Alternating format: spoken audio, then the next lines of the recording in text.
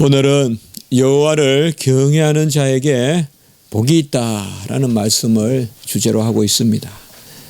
오직 이 말씀을 중심으로 6절의 말씀이 전개되고 있습니다.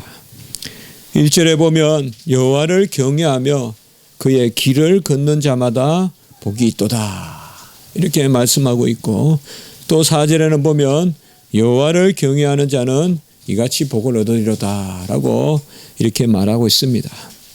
오늘 시편은 그렇게 난해하게, 또 어떻게 보면 미사여구나 그런 것으로 전개되지 않고 아주 단촐하면서도 핵심적인 그런 내용을 담고 있습니다. 여호와를 경외하며 그의 길을 걷는 자는 복이 있도다. 우리가 복이 있다라고 할 때 이 토브라는 단어가 저번에 사용되는 것도 봤습니다만은 바로 축복이다 이런 단어가 토브, 선하다. 그래서 선하다는 것은 베풀어 주시고 그리고 온전케 하신다. 꼭 그것을 우리가 생각해야 된다고 말했습니다. 하나님께서 베푸시는 복은 단순히 채워지고 이 지상의 어떤 양식을 만족시켜주는 그 복이 아니라 선하다. 옳은 가운데서 채워주신다.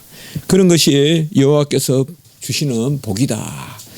오늘 이곳에는 그 토브라는 단어는 사용되지 않았지만은 오히려 그 토브가 이제 이런 전달되고 우리가 말하는 소위 축복되는, 그래서 복이 있도다 이 에셀이라는 그 감탄사로 되어 있습니다.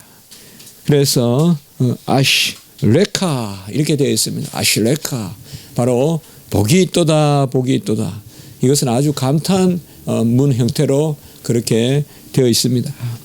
그래서 이 에쉐르 복이 있다라는 말은 금방 말씀을 드렸지만은 어떤 지상적인 그런 체험, 사라지고 없어지고 허무하고 지나가는 것으로 채우는 것이 아니라 궁극적으로 하나님 앞에 가져갈 것은 우리 자신입니다. 그러니까 우리 자신이 그 상급이에요. 내 인격이 상급이에요. 내 성숙이 상급이고 그 상급을 가지고 우리 하나님께 가는 겁니다. 어떻게 보면 내 성숙한 만큼 하나님과 누리는 거예요. 천국에서. 그게 상급이에요. 상급은 내 인격과 분리되는 것은 상급이 없어요. 그래서 선행이 상급이에요. 선행은 뭐예요? 그저 내가 먹고 누리고 그게 아니거든요. 내가 하나님의 이름으로 내 인격이 내 전심으로, 그래서 결국은 우리가 하나님 앞에 자라가는 내 존재의 모습이 없이 어떤 상급을 구하는 일을 한다? 이런 것은 다 무모한 것입니다. 내가 자라감이 없이 하나님 앞에 상 받을 일을 많이 했다? 그런 것은 다 헛되다 이 말이에요. 그건 하나님 다 받으시지 않는다 이 말이에요. 내 인격이나 내 거룩함 이런 데는 자라감이 없이 내가 주를 위해 얼마나 많은 일을 했길래, 간혹 보면 그런 거 해야 하는 경우가 있어요. 저분은 좀 못한 거는 많아도 교회를 위해서 열심히 봉사해. 이 자랑 아니에요 이게. 열심히 교회를 위하여 봉사하면 성품이 바뀌어야죠. 그래야 하나님이 받으시는 거죠. 그게 같이 자라가야죠. 물론 절대치라는 건 없지만은. 그래서 복이 있다라는 것은 이미 하나님께서 우리 자신을 성숙하게 하고 무엇보다도 그 가운데 말씀을 순종하고 그 일입니다. 그래서 그 복의 길, 우리 자신이 자라는 길, 어떻게 보면 내 자신을 하나님 앞에 잘 단련시켜서 정련시켜서 하나님 앞에 가져가는 그 길이 뭐냐? 오늘 바로 여호와를 경외하며 그의 길을 걷는 자라고 이렇게 말하고 있습니다. 우리는 여기에서 먼저 여호와를 경외한다. 이게 오늘 전체 주제인데요. 4절에도 여호와를 경외한다. 이 여호와를 경외한다에 대해서 우리가 오늘 말씀에 좀 주목해 볼 필요가 있겠습니다. 경외하다라는 것은 야레라고 하는데요. 구약에서 야레 많이 나오는 단어입니다. 야레. 우선 이 뜻은 두려워하다. 이런 뜻이 있습니다. 간혹은 무수하다 그렇게 사용되기도 합니다. 이 여호와를 경외한다라고 할 때 1차적인 의미는 여호와를 두려워한다 그런 의미가 있을 수 있습니다. 무엇보다도 이 경외라는 말이 가지고 있는 이 두려움, 근데 이것이 여호와를 경외한다라고 사용될 때 우리는 좀 더 고유한 의미가 있다는 것을 생각해야 됩니다. 사자를 두려워한다, 또 강도를 두려워한다. 이 대상에 따라 두려워한다는 것은 좀 다른 것입니다. 집에 아버지를 두려워하는 것과 길 가는 맹견을 두려워하는 것과 강도를 두려워한다, 같이 두려워한다 하지만은 그 두려워하는 대상이 뭔가 따라서 단어가 달리 사용되는 거예요. 우리는 두려워한다는 단어를 그 측면에서 바라봐야 돼요. 여호와를 두려워한다, 여호와를 경외한다.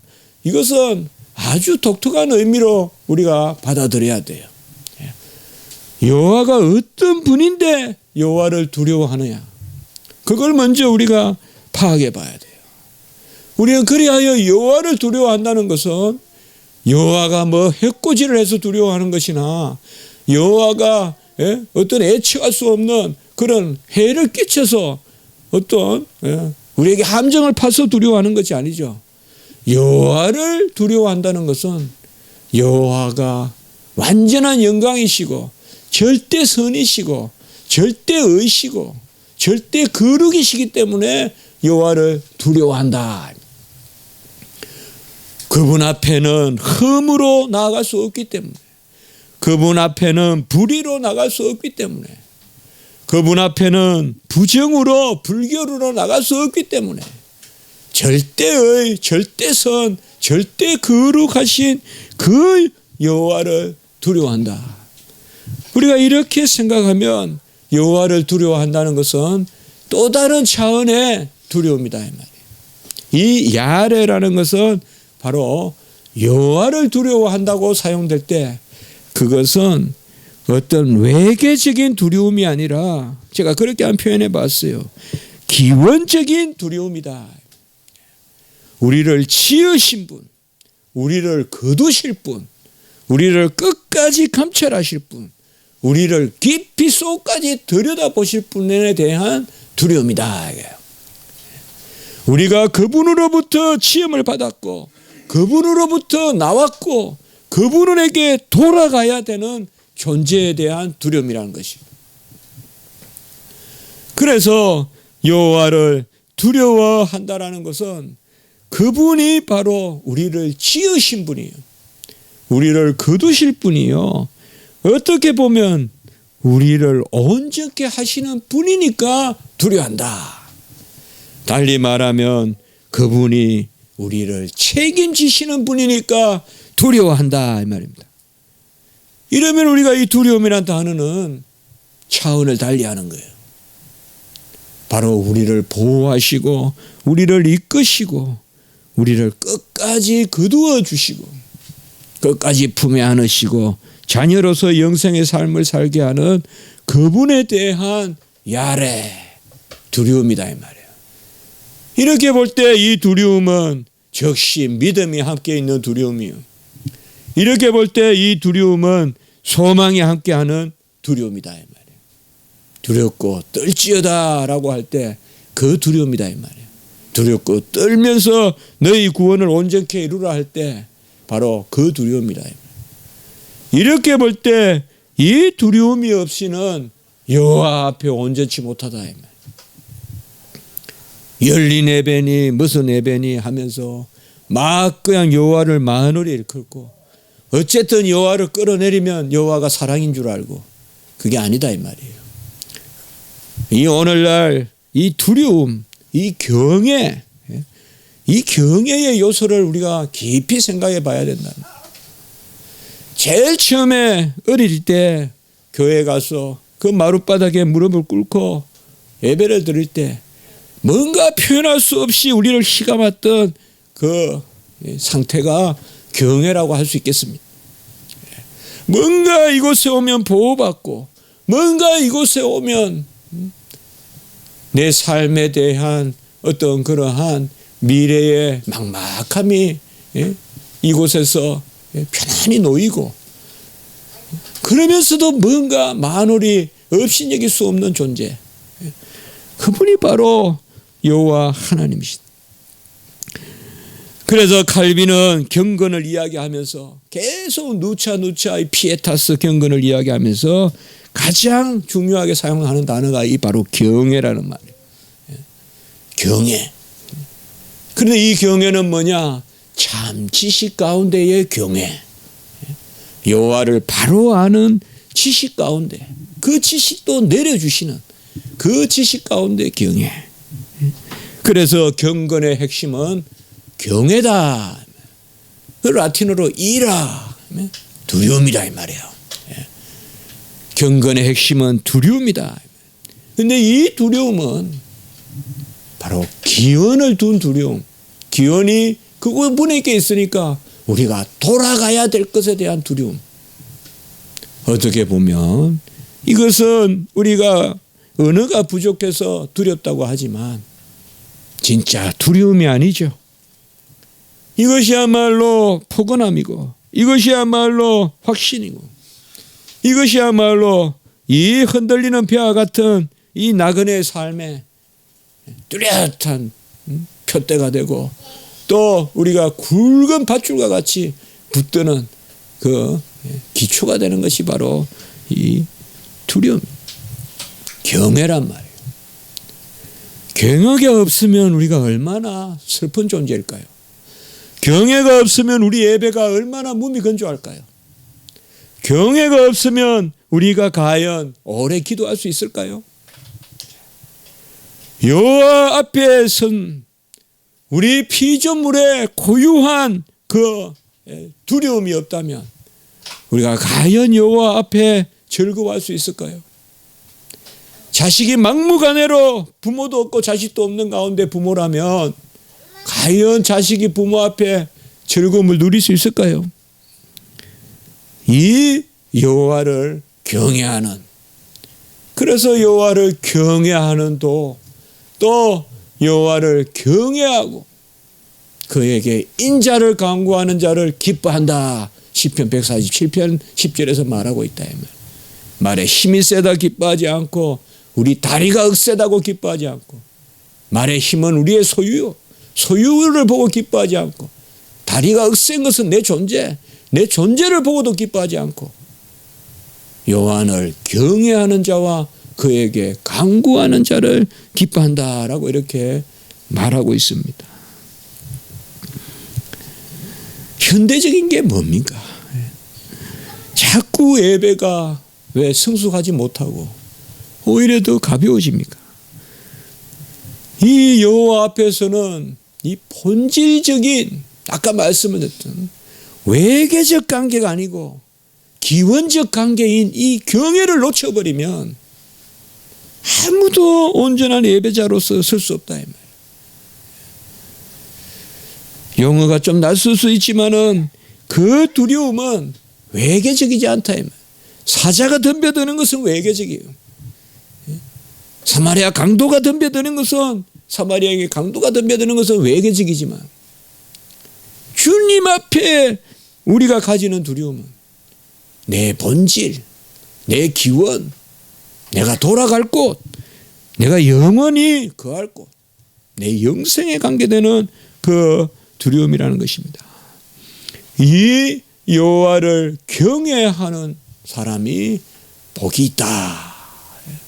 여호와를 두려워하는 사람이 복이 있다. 너무 단편적으로 두렵다. 왜 경외라는 말은 사라지고 행복이니 이런 단어들만 계속 전면에 서니까 이미 상당히 다분히 외계적인 단어란 말이에요. 행복 이런 단어들. 이런 단어들을 가지고 교회에서 자꾸 전면에 내세우니까 깊은 즐거움이 없어진다.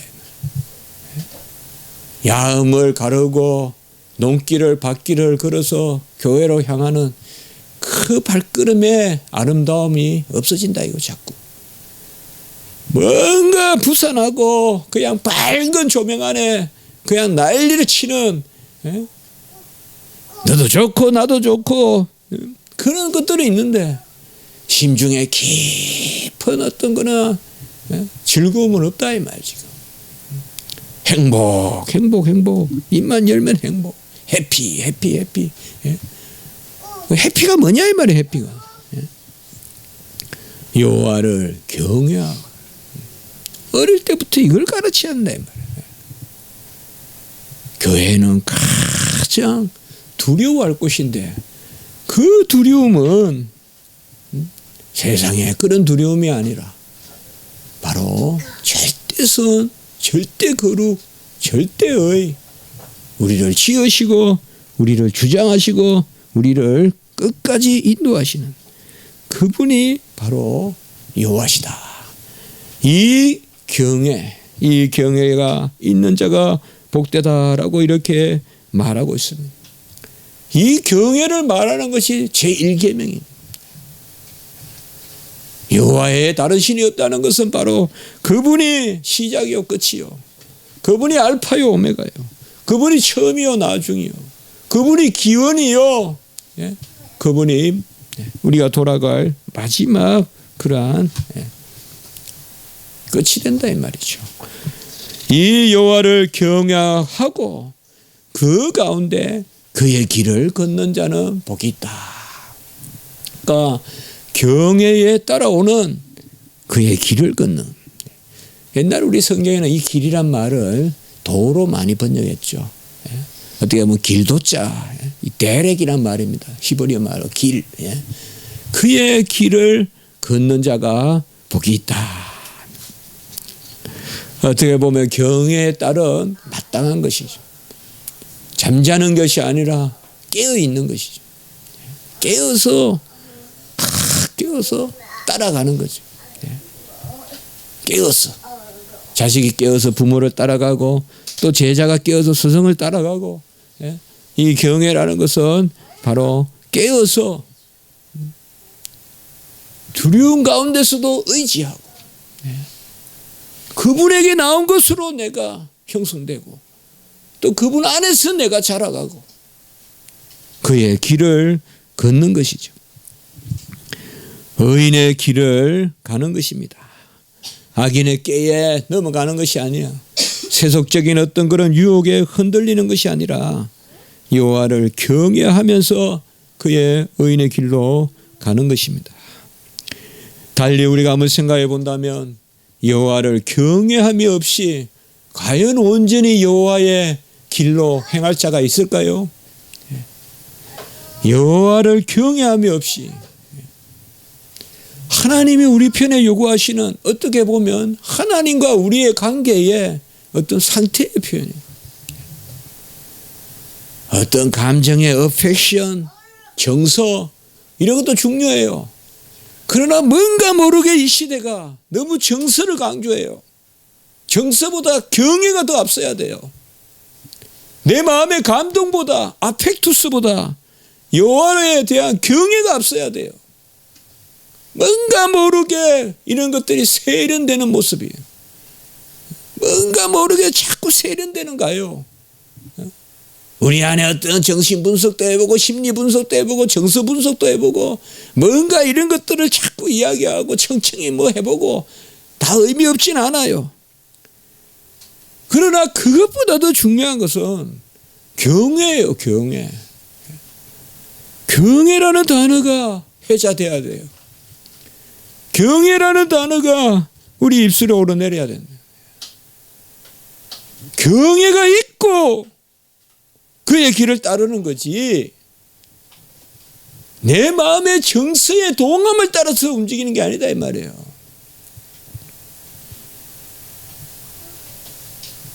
조나단 에드워드의 신학이 좋고 존 웨인의 신학도 좋고 아펙투스 다 좋지만은, 정서 좋지만은 우리가 잘 기억할 것은 그 전에 경외를 이야기해야 돼요.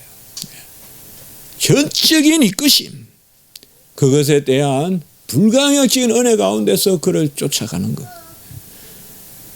너무 그런 부분을 꺼집니다. 제가 옛날 신학교 다닐 때는 무슨 주제만 잡으면 교회와 국가, 교회와 국가. 예. 요새는 또 너무 뭔가 심리적이고 정서적인. 아펙투스 중요해요. 그러나 그거 막 무슨 분석하듯이 그거보다 더 중요한 것은 경외란 말이에요. 여호와를 두려워하고. 경외라는 것은 나로부터 출발하는 게 아닙니다. 여호와의 길, 주님의 뜻은 그는 목자요 우리는 그를 따르는 것입니다.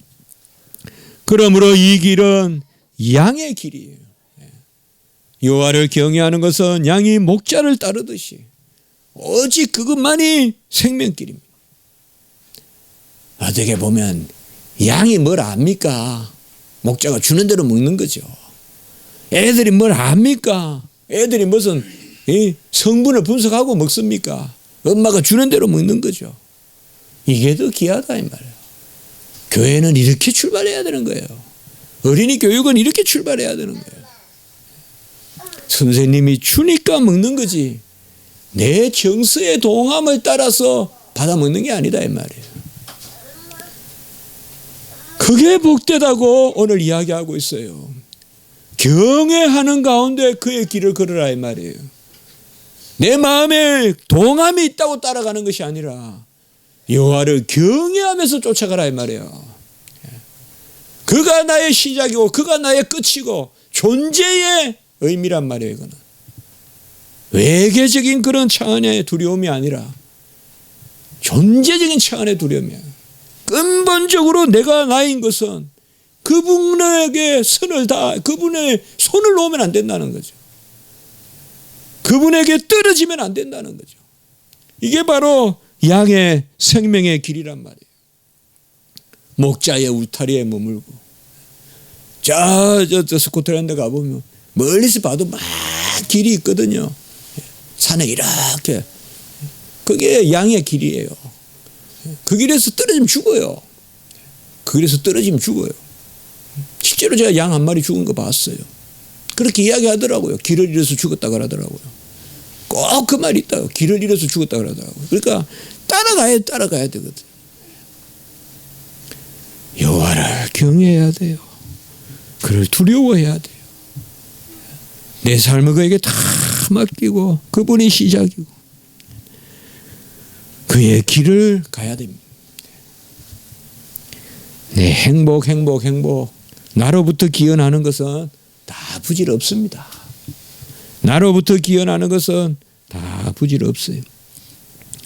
하늘 가는 밝은 길이 이 지상의 삶을 살아갈 때 상급을 쌓는 유일한 길은 여호와를 경외하고 그의 길을 걷는 자다. 경외하는 가운데서 여호와를 예배드릴 때도 정확하게 그분을 높여드리고 내 삶에서도 정확하게 그분을 내 삶의 구주로 또 아버지로 주인으로 전능자로 우리가 오시고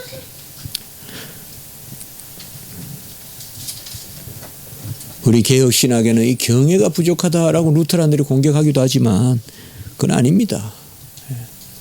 개혁신학이야말로 이 경외를 중요하게 여호와에 대한 두려움 이거 중요하게 여긴다 이 말이에요. 이 여호와를 경외하고 그의 길을 걷는 사람에게 오늘 2절 3절에는 보면 그렇게 어렵게 쓰지 않습니다. 손이 수고한 대로 먹을 것이요 내가 복되고 형통하리로라. 먼저 우리 개인의 복에 대해서 말하고 있습니다. 개인 각각이 여호와를 경외하고 그의 길에 서면 헛되게 수고하지 않는다라는 것입니다. 우리가 인생을 돌아봐도요. 헛된 일 많이 해요. 헛된 일 많이 해요. 진짜 필요한 일만 하면 다 1등 할 거예요 아마. 그 헛된 일을 많이 하기 때문에 그러나 여호와를 경외하고 그의 길을 수고한 대로 먹을 것이라. 저는 이 말씀을 정말 저는 한계 공부밖에 없기 때문에 공부에 적용해 보면 참 맞아요. 주님 쫓아가는 공부는 열매가 있더라고요. 왜냐하면 헛되지 않기 때문에 그래요. 헛되지 않기 때문에. 수고한 대로 먹는다는 것은 공로주의가 아닙니다. 하나님이 받으신다는 겁니다. 하나님이 받기 때문에 그 의미가 30배, 60배, 100배로 커진다는 것입니다. 하나님 편에서 받아야 할 때 30배, 60배, 100배가 되는 거지 내가 30배, 60배, 100배 결실을 낸다는 게 아닙니다. 하나님이 받아주시니까 그러한 의미가 있다는 거예요. 우리 인생에. 우리 인생이 무슨 옆집보다 내가 100배를 더 자라서 100배가 아닙니다. 우리는 하나님이 받아주시는 그러한 수고를 하기 때문에 그게 30배, 60배, 100배인 것입니다. 우리가 사는 거로만 따지면 꼭 우리 크리스찬들이 잘 사는 게 아니잖아요. 사실 우리 동네에 어릴 때 보면 그렇게 크리스찬들이 잘 사는 건 아니었어요. 기독교인들이.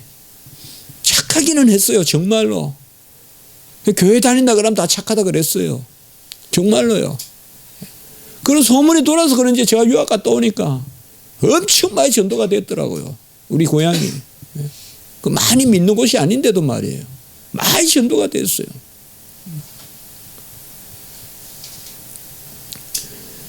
여호와 하나님 앞에서 경외할 때 우리는 내가 뭔가를 만회하는 거예요.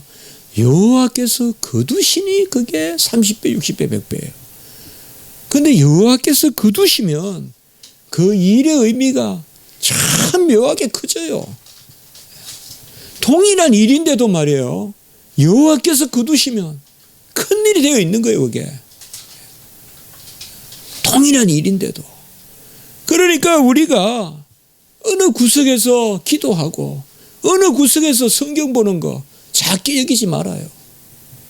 하나님이 쓰시면 어떤 장안에서 큰 집회하는 것보다 어느 구석에서 기도하는 거 중요해요. 그런 다이카 같은 사람을 쓰는 거예요. 하나님이. 하나님이 쓸 때 수고한 것이 헛되지 않은 거예요. 작은 거라도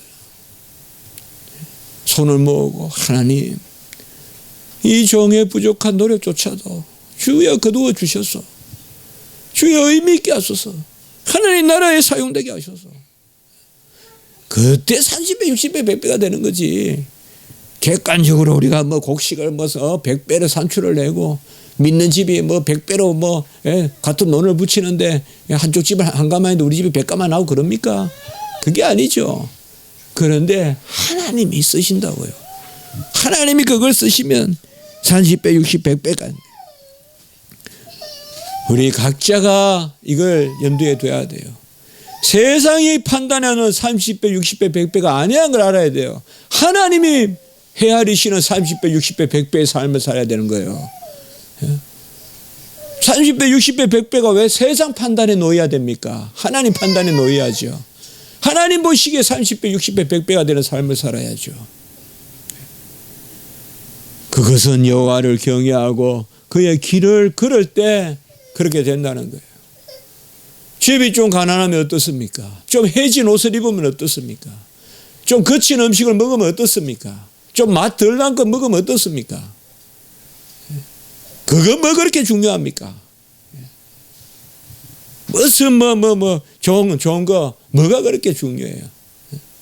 아무리 좋은 옷 입어봐요. TV에 보면 더 좋은 옷 입은 사람 나오지. 그 어떻게 욕심을 채울 거예요? 요 하나님이 쓰시는 거. 그래, 이 작은 것이라도 우리 하나님이 보신다. 내 작은 정성이라도 헤아리신다. 먼저 우리 각자의 수고한 대로 먹을 것이라. 이거 정말 중요해요. 허탄한 거에 마음을 쏟지 않게 하고 허탄한 수고하지 않게 하고 작은 거라도 여호와께서 사용하신다면 그게 바로 복이고 3절에서는 이제는 가족으로 넘어가요. 이 복이 오늘 말씀해 보면 아내와 자식들도 잘 결실한 포도나무 같고 둘러앉은 자식들 같아. 아무리 집이 원만해도 또 아내와 자식들이 다 결실해야 되거든요. 이 복을 주시겠다는 거예요. 이 가정이 잘 믿으면 또 누군가가 잘 가족을